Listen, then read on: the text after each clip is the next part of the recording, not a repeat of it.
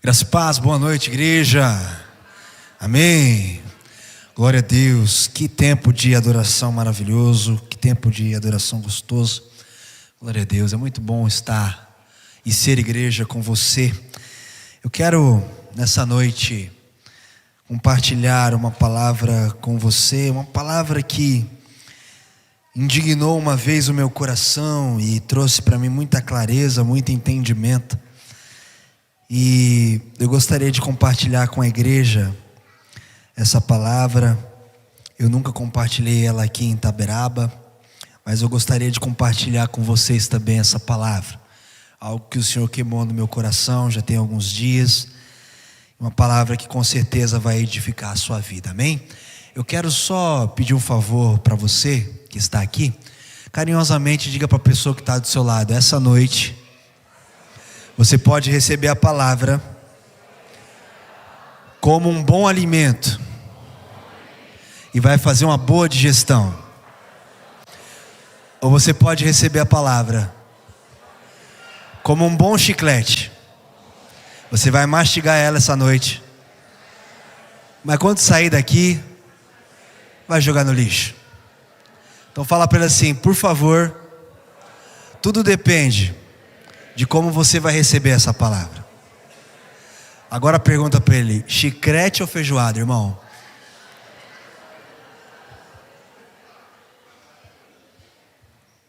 Quero convidar você a abrir sua Bíblia, Colossenses capítulo 1.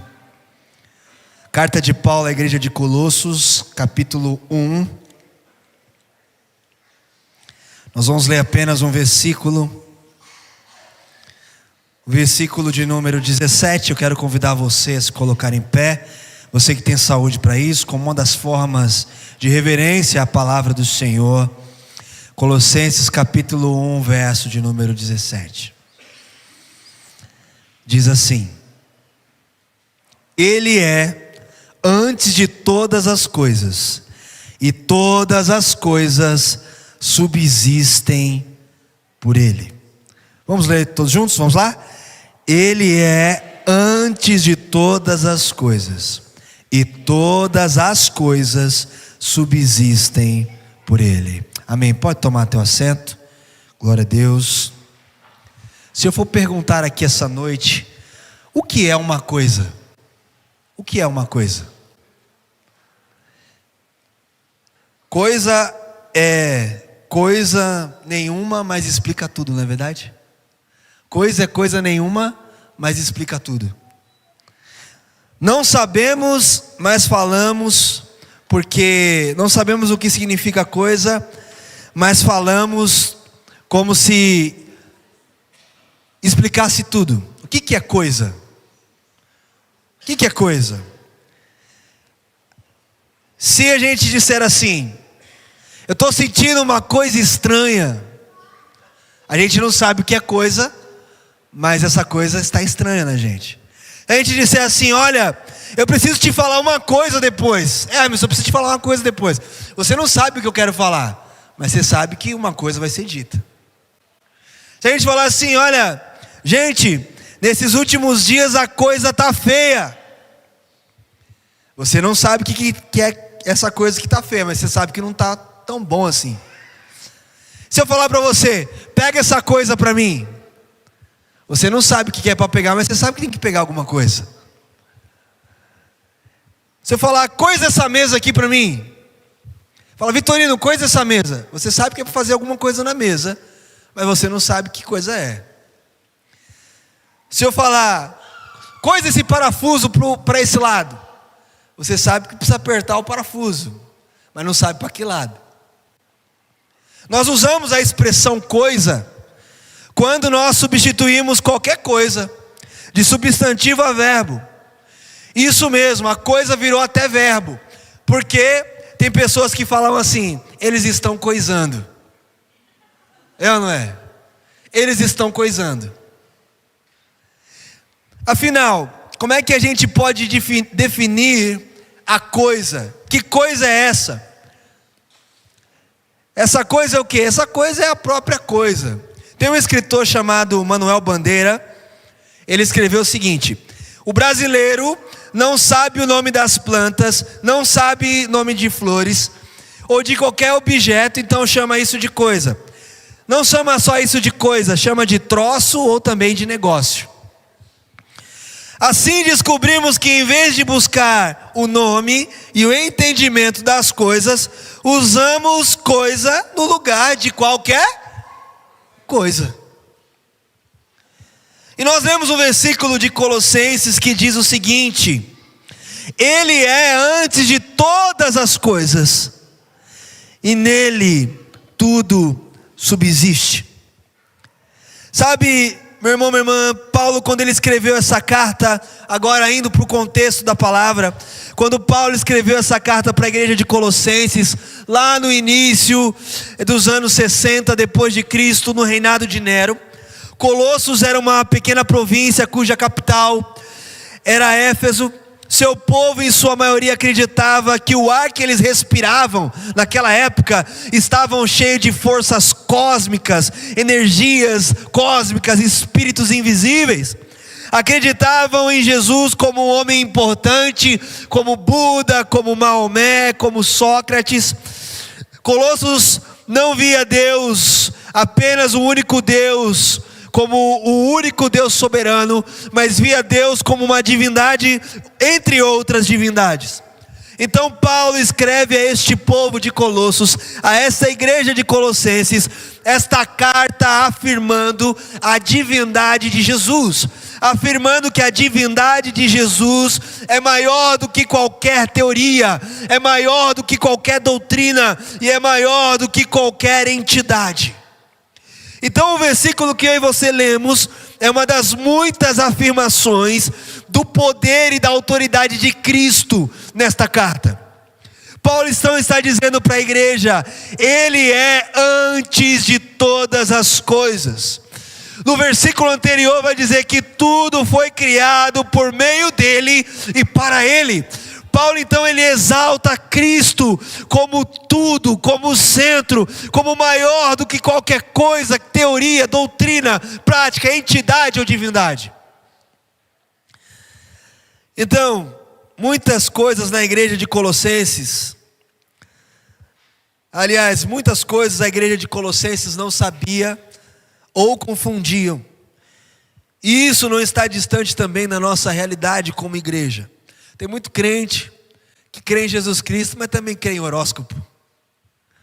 Crê em Jesus Cristo, mas também crê em adivinhação. Enfim, hoje o negócio está meio confuso. Então precisamos entender que uma coisa é uma coisa e outra coisa é outra coisa. A gente não pode misturar uma coisa com outra. Então eu quero compartilhar com vocês essa noite algumas coisas que nós precisamos entender, que uma coisa é uma coisa e outra coisa é outra coisa.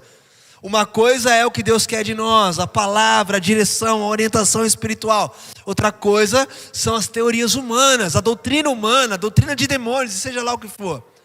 Mas eu quero compartilhar algumas coisas essa noite. Primeiro então que eu quero compartilhar, que uma coisa é ter a Cristo e a outra coisa é estar em Cristo. Uma coisa é ter a Cristo e a outra coisa é estar em Cristo. Tem muita gente que confunde isso. Deixa eu dizer para você então, meu irmão, minha irmã, a diferença. Se eu dizer para você, aqui essa noite, eu estou com um copo de água. Todo mundo está vendo isso, amém? Quem está vendo, diga amém. Eu estou com o quê? Com um copo de água. Então eu posso dizer assim na minha formação: eu estou com a água na mão, sim ou não? Então eu estou com a água. Mas a outra coisa, meu irmão, minha irmã,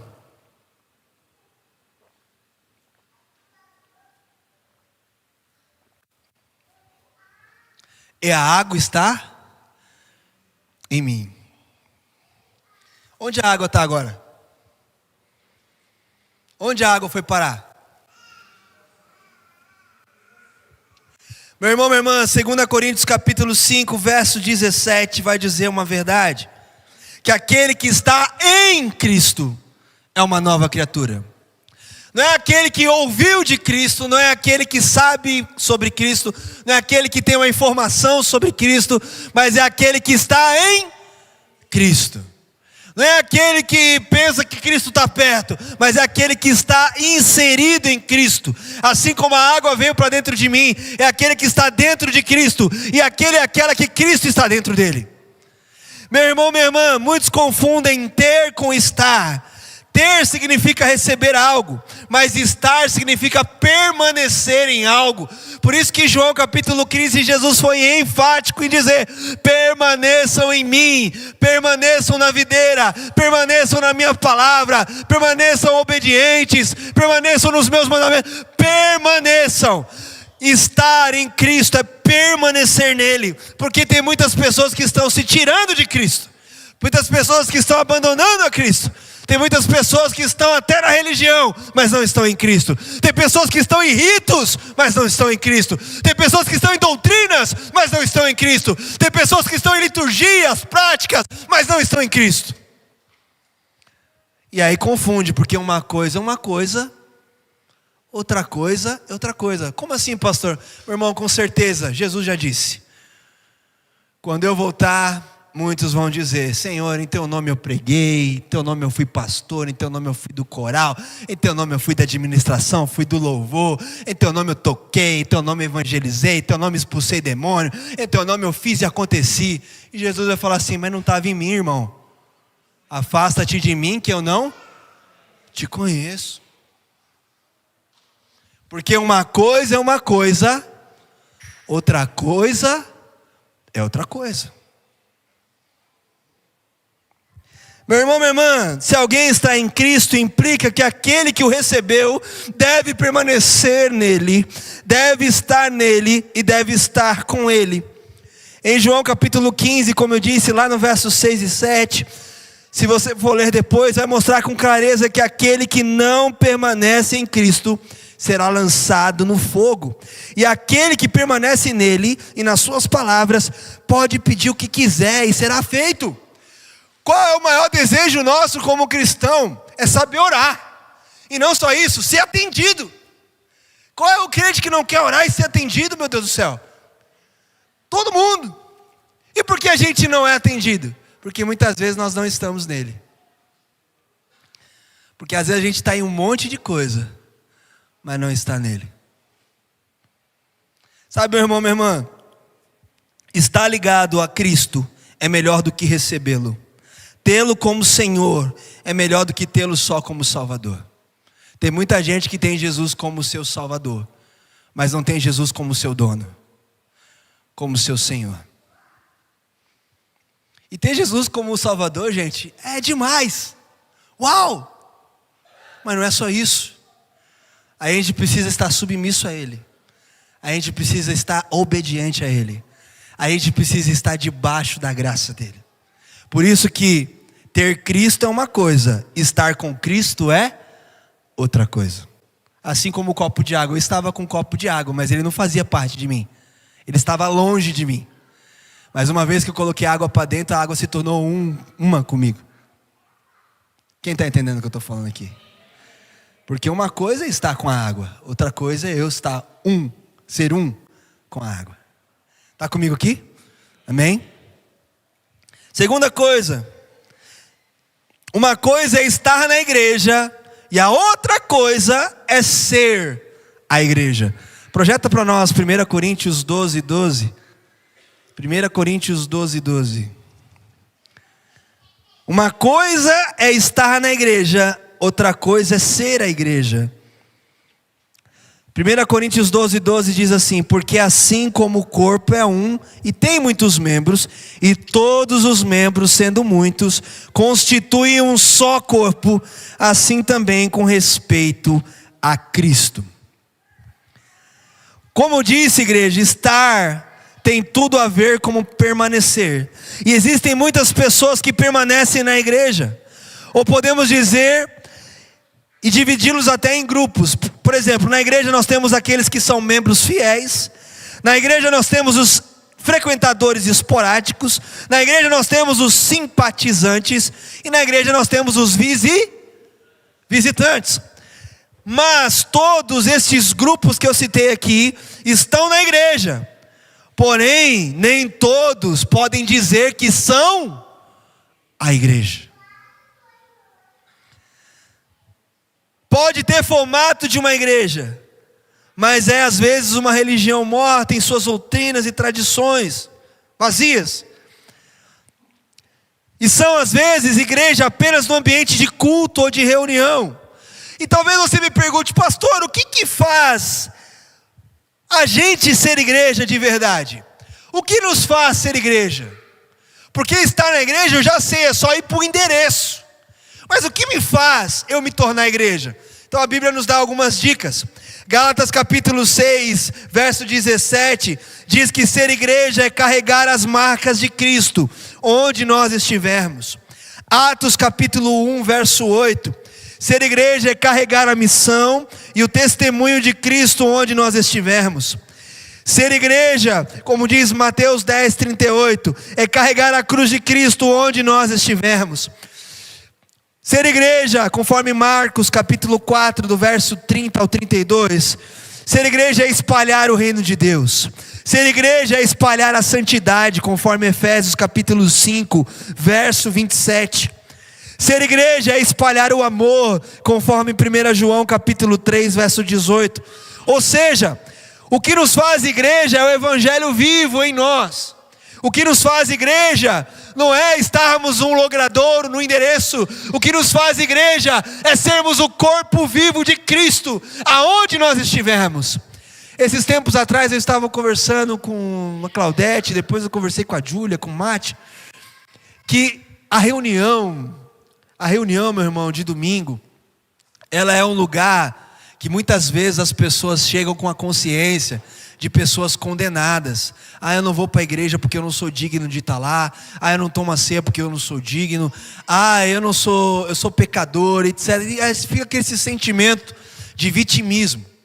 Mas meu irmão, minha irmã, a igreja é um lugar onde a gente traz diante do Senhor, não quem nós somos, mas nós trazemos quem Cristo é. Quando eu venho para a igreja, quando o Emerson vem para a igreja, não é os problemas que ele traz para oferecer ao Senhor. Ele traz o Cristo para oferecer ao Senhor. Você traz o Cristo para oferecer ao Senhor. Porque quantos lembram do Antigo Testamento? A pessoa, ela ia até o sacerdote. Ela não ia levando os problemas dela, ela ia levando um sacrifício. Sim ou não? O sacerdote avaliava a vida dela ou o sacrifício? Avaliava a vida dela ou o sacrifício, igreja? O sacrifício. O sacerdote avaliava o sacrifício, não a vida da pessoa. Se a vida dela estava reta, torta, esquerda, direita, para cima ou para baixo, não era problema do sacerdote. Ele estava preocupado com o sacrifício, porque Deus ia receber o que? A vida ou o sacrifício?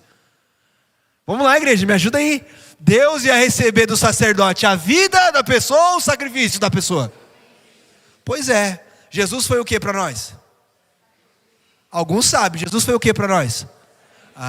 Foi um sacrifício. E quando você vem para o culto, você acha que Deus está olhando para você ou para o sacrifício que você carrega, que habita em você?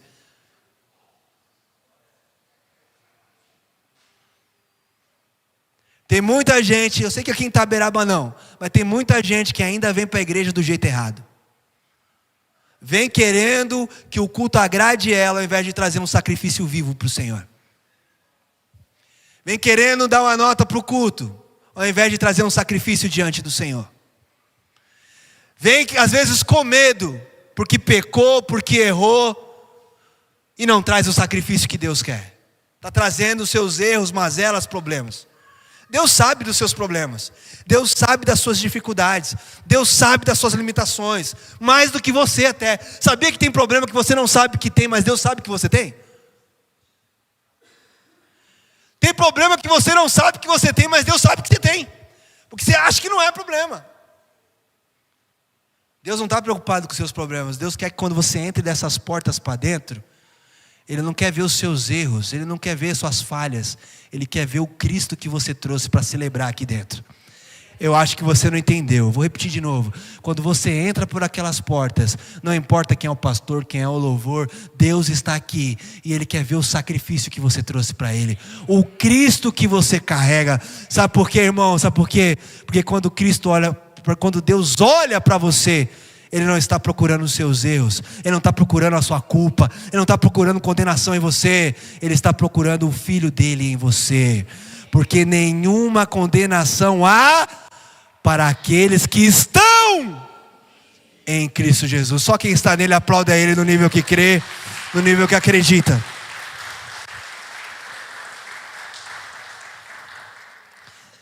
Então muitas vezes a gente vem para a igreja maus e não sabe ser igreja. Porque ser igreja é manifestar Cristo.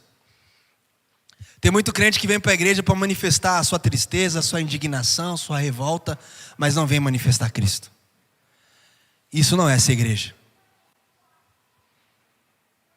Isso não é ser igreja. E você pode trazer o seu problema, compartilhar, nós vamos orar, nós vamos ungir você, nós vamos fazer tudo o que for necessário. Mas você, quando entrar aqui, você precisa celebrar Cristo. Você precisa manifestar Cristo. Porque o que você vai viver vai ser se você não fizer isso, o que você vai viver vai ser uma religiosidade vazia.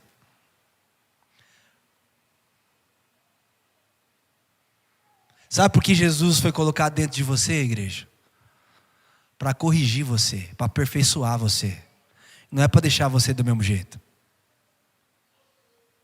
Se você está do mesmo jeito que você estava ano passado, você não está deixando Cristo trabalhar na sua vida. Porque desde a antiguidade, ainda não se viu, ainda não se ouviu um Deus que trabalha para aqueles que nele esperam. Então você tem que só esperar, deixar Deus trabalhar na sua vida, irmão. E quando eu falo esperar, não é uma ação passiva, é uma ação de confiança, de descanso. Nós temos que aprender a descansar em Jesus Cristo e no que Ele está fazendo na nossa vida. Não espere do outro uma obra de transformação na sua vida, espere de Cristo, porque é Ele que vai fazer essa obra acontecer. Você está comigo aqui ou não? Amém? Então a igreja pode ter boa música, se a igreja não tem o evangelho, se torna casa de show. A igreja pode ter uma boa ação social, mas se ela não tem o evangelho, que é Cristo, ela se torna uma ONG. A igreja pode ter um ambiente agradável, pode ter entretenimento, se não tiver o evangelho, a igreja se torna um clube. Ser igreja é visar e agir para a transformação do mundo, para a transformação da sociedade à nossa volta. Como? Vivendo, espalhando e testemunhando o evangelho em nome de Jesus. Terceira coisa. Uma coisa é ser crente, a outra coisa é ser discípulo. Uma coisa é ser crente, a outra coisa é ser discípulo. A tradição bíblica vai ensinar para mim e para você que quando algo aparece na Bíblia repetidas vezes, é porque nós devemos dar uma devida atenção e importância. Meu irmão, minha irmã, a palavra crente aparece na Bíblia 15 vezes. Repita comigo, 15 vezes no Novo Testamento. Agora a palavra discípulo, ela aparece 3 vezes no Antigo Testamento. Mas no Novo Testamento, a palavra discípulo aparece 258 vezes. Juntando o Antigo e o Novo, na Bíblia toda, a palavra discípulo aparece 261 vezes em toda a Bíblia. Ser crente é crer em Deus ou crer em alguma coisa. Se a pessoa crê nessa maneira aqui, ela é crente nessa maneira. Ser crente é crer em Deus ou em algo. Agora, ser discípulo é ter um coração aprendiz, é seguir, é praticar ensinamentos de um determinado mestre. Sempre ouvimos dizer que é importante ser discípulo de Jesus. Mas cada pessoa tem a sua própria definição do que é ser realmente um discípulo de Cristo. Mas o que importa não é como eu e você definimos o discipulado. O que é discipulado? Mas o que importa é como Jesus define o que é discipulado. E como Jesus define o que é discipulado, pastor? Nós vamos ver os ensinamentos de Jesus, que o discípulo faz o que o mestre faz. Nós vamos ver nos ensinamentos de Jesus, que o discípulo faz o que o mestre manda. Nós vamos ver nos ensinamentos de Jesus, que o discípulo vive para agradar o mestre. Nós vamos ver nos ensinamentos de Jesus que o discípulo ama aquilo que o mestre ama e como o mestre ama. Nós vamos ver nos ensinamentos de Jesus que um discípulo também faz novos discípulos. Resumindo, igreja, ser crente não nos gera um real compromisso com Cristo, nem coragem para fazer o que Ele pede. Porque você pode ser crente há muitos anos, assim como eu fui, e não obedecer a palavra de Deus. Você pode ser crente há muitos anos, assim como eu fui, e não amar o que Jesus ama, amar o que você ama, não desejar o que Jesus deseja, desejar o que você deseja. Então ser crente é uma coisa, ser discípulo é outra coisa. Sabe, meu irmão, minha irmã, em outras palavras, ser crente não nos custa nada. E hoje em dia ser crente é até uma espécie de modismo. Olha, eu sou crente, o Neymar é crente. Olha, fulano, o artista virou crente. Ser crente está na moda. Agora, ser discípulo, meu irmão, minha irmã, custa tudo. Ser crente não custa nada, mas ser discípulo custa tudo.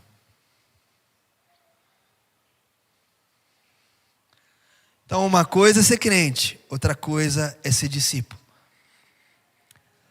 Uma coisa é o que Deus falou, outra coisa é o que eu acho.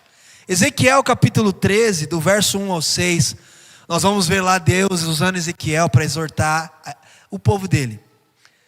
E dizendo assim, olha, tem muitos falsos profetas que estão vendo coisas que Deus não mostrou, estão dizendo coisas que Deus não pediu para dizer, são falsos profetas no meio do povo. Sabe, meu irmão, minha irmã, existem muitas pessoas que não têm certeza e nem convicção em Deus. Existem muitas pessoas que afirmam que existem coisas que Deus disse quando Deus não disse. Quem é que nunca ouviu uma pessoa dizer assim, olha como está lá escrito na Bíblia, né? Deus ajuda quem cedo madruga.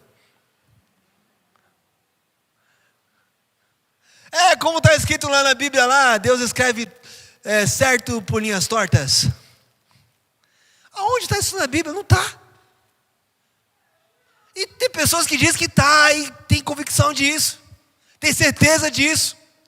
Sabe, meu irmão, minha irmã, tem pessoas que afirmam coisas que Deus disse quando Ele não disse, ou obrigam pessoas a fazer coisas que elas não querem, e dizem que foi Deus que pediu para forçá-las a fazerem. Quantos líderes existem por aí, nessas pequenas igrejas e grandes negócios, que estão mandando as pessoas fazer algo que Deus não mandou? Sabe, meu irmão, minha irmã, preste bem atenção. Há uns anos atrás eu vi no Fantástico um líder religioso de uma pequena igreja, de uma pequena comunidade, adulterando com as mulheres da igreja, porque ele leu errado Oséias, por causa de uma vírgula. E a mulherada lá e os maridos lá tudo passivo. Não, o pastor que falou. Pega a mulher e adultera. Mas lá pega a mulher adúltera. Quem está entendendo o que eu estou falando aqui? Olha como que está o mundo que a gente vive, gente. Que mundo maluco. Sabe, existem dois demônios que constantemente ficam afligindo o povo de Deus. O demônio do nada a ver e o demônio do eu acho. Tem dois demônios, Emerson, que vivem afligindo a gente não liga. Nada a ver isso que a Bíblia diz, não é bem assim. Eu acho que não é bem assim, a Bíblia está ultrapassada. Não é bem assim, eu acho. Fala para a pessoa que está do seu lado aí, meu irmão, se livre desses dois demônios. Se livre do achismo e do nada a ver.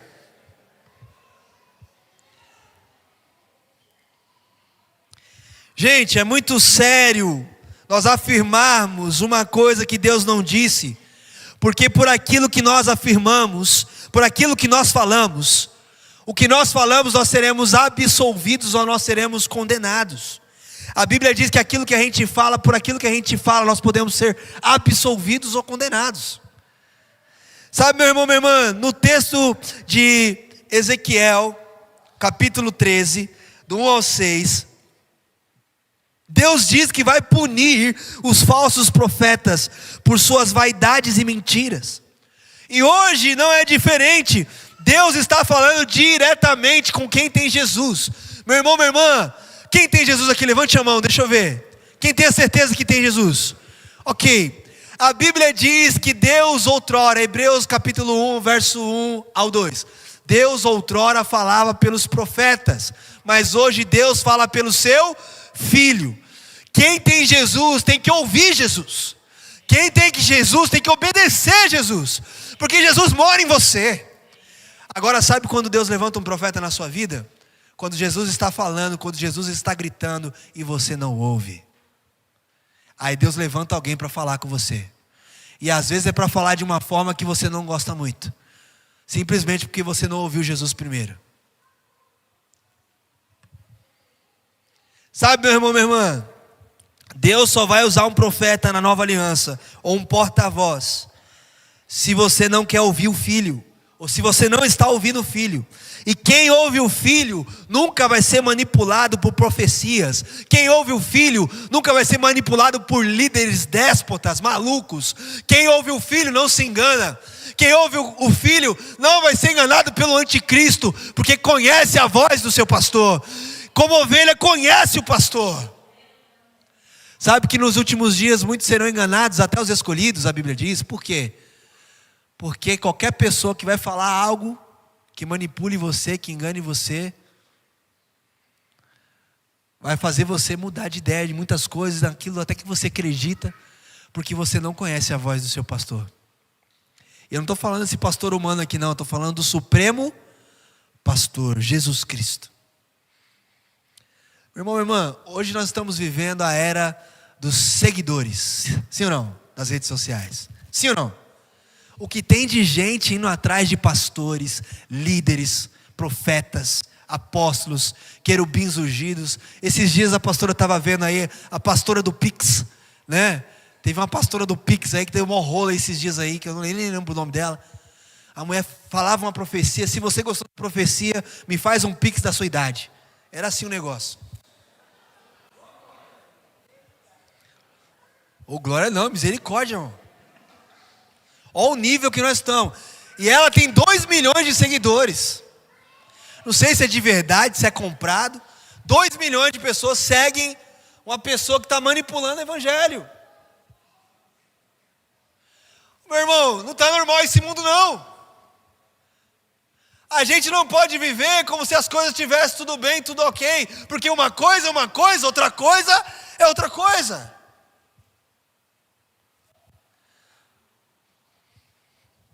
Nós precisamos entender e ouvir a Cristo. Você pode ouvir, meu irmão, minha irmã, não tem problema nenhum, porque eu faço isso também. Boas mensagens, bons pregadores. Você pode fazer isso, amém? Amém? Mas nunca deixe de ouvir Cristo. Até o que você está me ouvindo aqui, meu irmão, minha irmã, se o seu filtro não for Cristo, você vai receber essa palavra como um chiclete. Mas se seu filtro for Cristo, você pode receber essa palavra como uma boa feijoada. Porque aqui eu não estou falando de mim, eu estou falando de Cristo. Eu estou dizendo para você, ouça Cristo. Ouça Cristo mais do que qualquer líder. Ouça Cristo mais do que qualquer pastor, bispo, apóstolo, profeta. Ouça Cristo antes de qualquer coisa. Quem está entendendo o que eu estou falando aqui essa noite? Uma coisa é amar e a outra coisa é gostar. João capítulo 13, do verso 34 ao 35. Jesus deixa muito claro lá. Na lei de Moisés, o padrão era a gente amar o próximo como a gente ama nós mesmos. O padrão de Moisés era assim, ó: ame o Emerson, Israel, como você se ama. Só que o Israel não consegue se amar o tempo todo. O Emerson não consegue se amar o tempo todo. Tem hora que ele está bravo com ele mesmo. Tem hora que eu estou bravo comigo mesmo. A gente não consegue se amar o tempo todo. Tem hora que a gente ama até o cônjuge, o filho, mais do que a gente mesmo. É assim ou não é? Às vezes a gente ama mais o pet do que a gente mesmo. As plantinhas mais do que a gente mesmo. O air fryer mais do que a gente mesmo.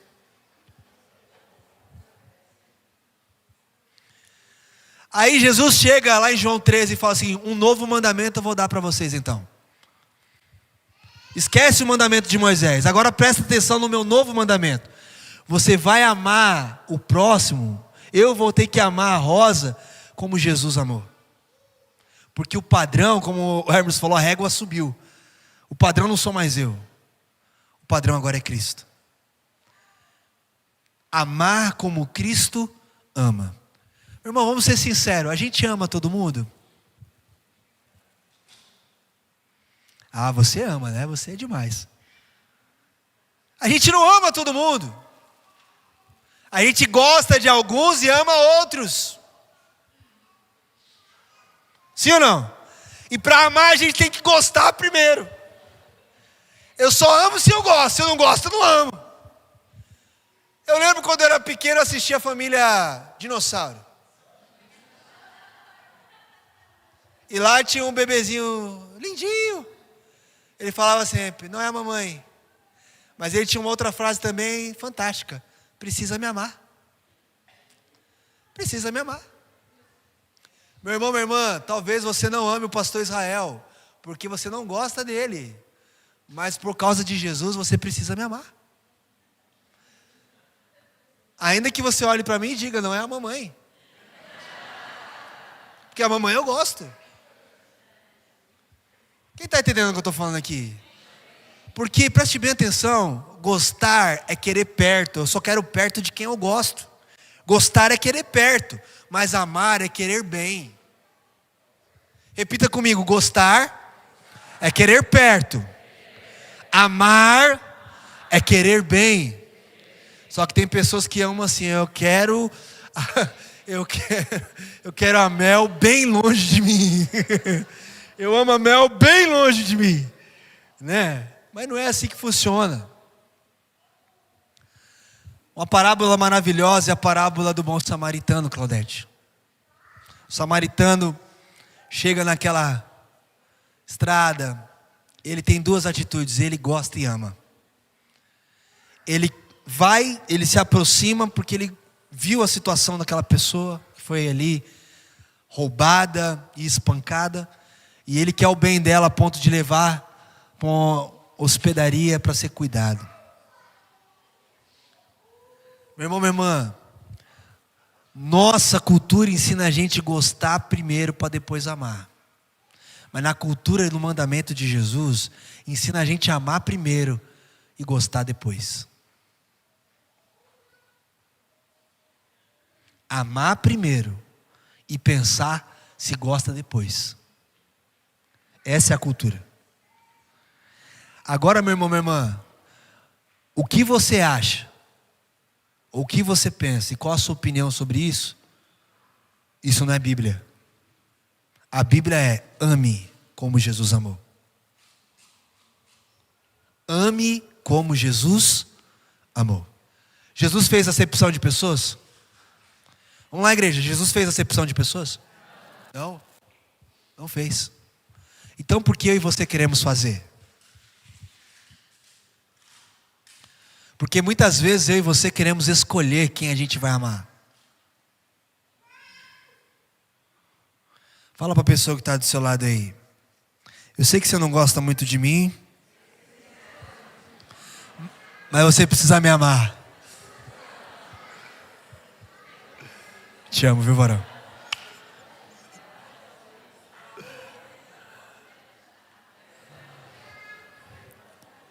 Quem está comigo aqui? Amém? Quem está entendendo o que eu estou falando aqui essa noite? Amém? Então, meu irmão, minha irmã, uma coisa é a gente perdoar, a outra coisa é a gente esquecer. Mateus capítulo 18, do verso 21 ao verso 22 diz isso. Vamos abrir lá? Mateus 21, aliás, 18 do 21 ao 22. Mateus 18, do 21 ao 22.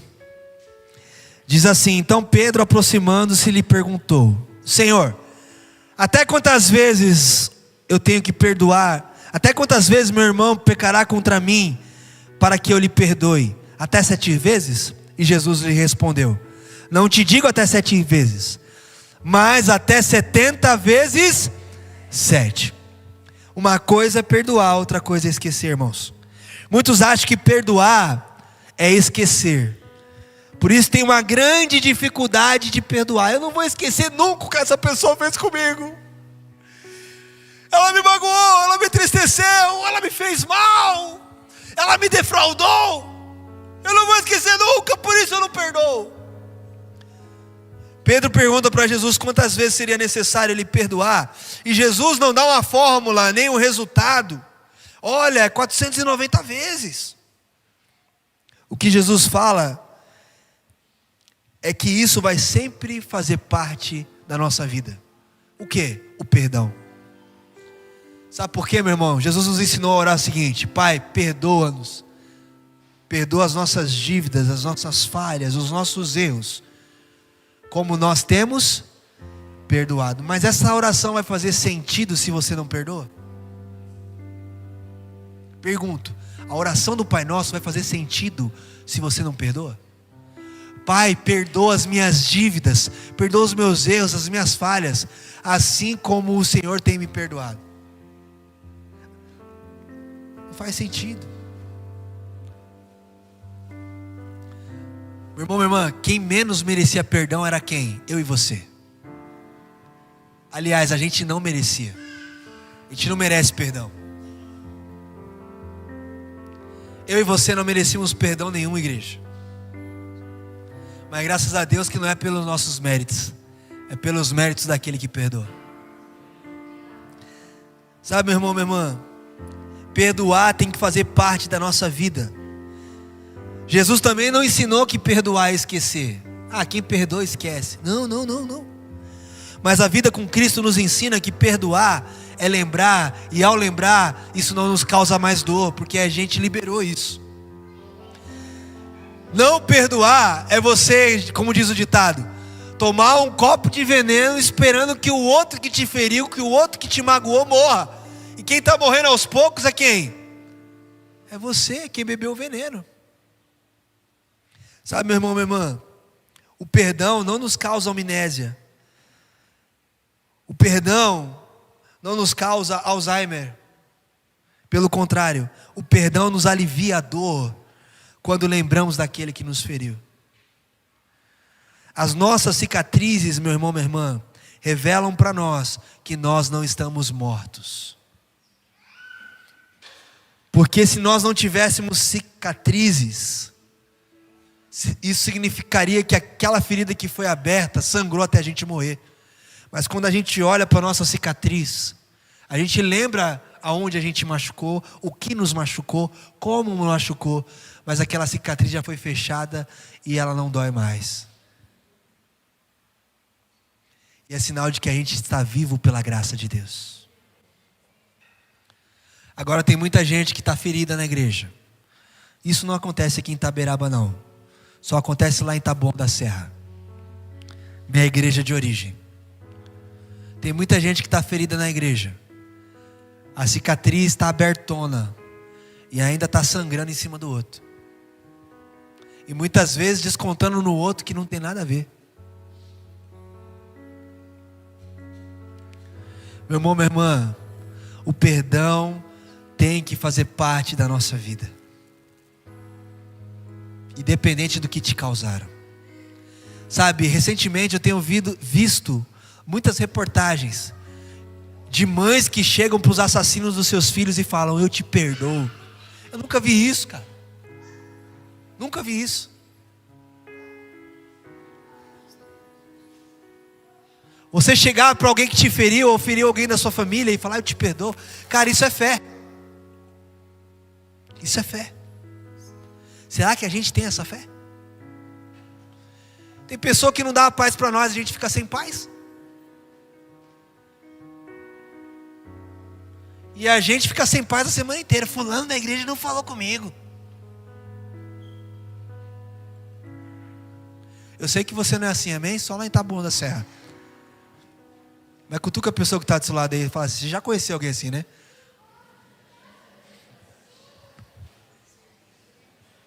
Quem está entendendo o que eu estou falando aqui? Meu irmão, minha irmã, preste bem atenção. Perdoar cicatriza feridas. E feridas abertas podem nos matar.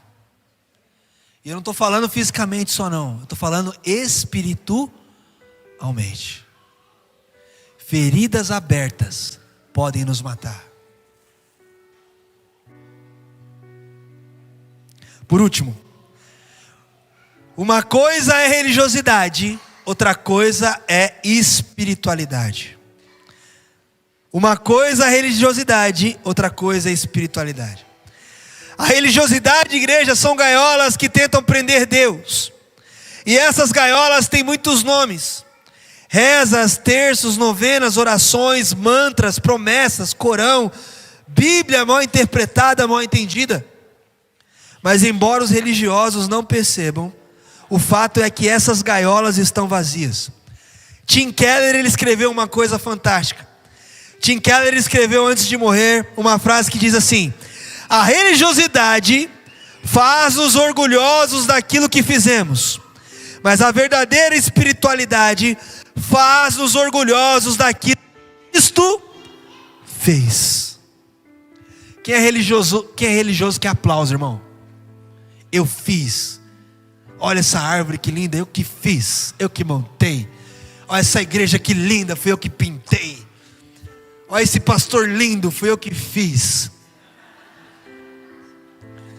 O religioso está sempre se gabando e querendo aplausos. Olha esse ministério, que ministério bombástico, eu que lidero. O religioso, ele está sempre querendo aplausos. Ele se orgulha daquilo que ele fez. Mas o espiritual se orgulha daquilo que Cristo fez. Olha essa igreja, quem fez? Cristo. Olha esse Felipe, que homem de Deus, quem habita nele? Cristo. Olha esse ministério da Rosa, que lindo, é Cristo na vida da Rosa. Quer saber a diferença de um religioso e um espiritual? É o quanto ele quer aplausos, o quanto ele quer ser reconhecido, o quanto ele quer as luzes, os holofotes sobre ele. O espiritual quer só que Cristo apareça e que ele diminua. O que importa é que Cristo cresça e eu. O que importa é que Cristo cresça e eu.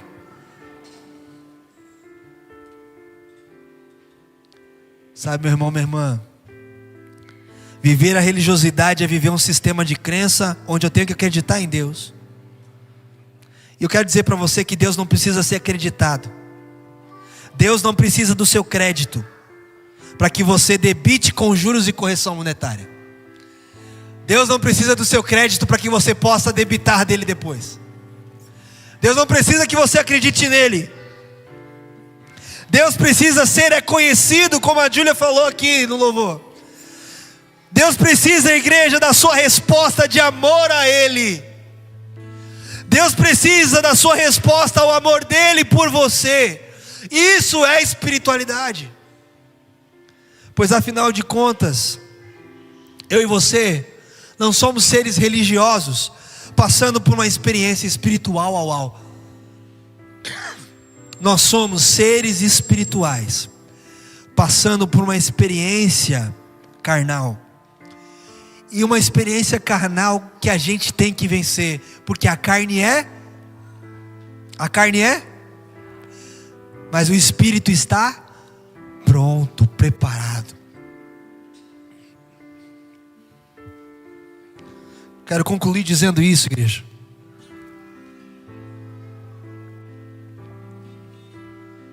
Existem muitas coisas que podemos confundir, ou que não entendemos na nossa caminhada cristã. Mas eu e você precisamos entender que uma coisa é uma coisa, outra coisa é outra coisa. E antes da gente ficar coisando tanta coisa, uma coisa só o salmista pediu e buscou: que ele pudesse habitar para sempre na presença do Senhor, todos os dias da sua vida. A presença do Senhor, igreja, de fato é a única coisa que pode transformar a minha e a sua vida. E não existe outra coisa. Como lemos no início, lá em Colossenses, nele, em Jesus Cristo, subsiste todas as coisas.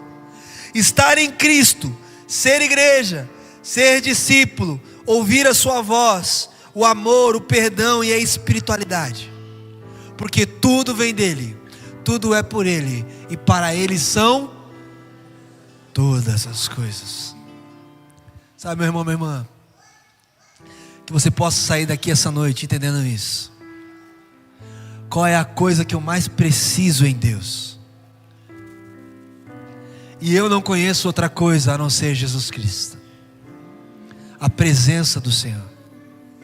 Eu quero te convidar para se colocar em pé.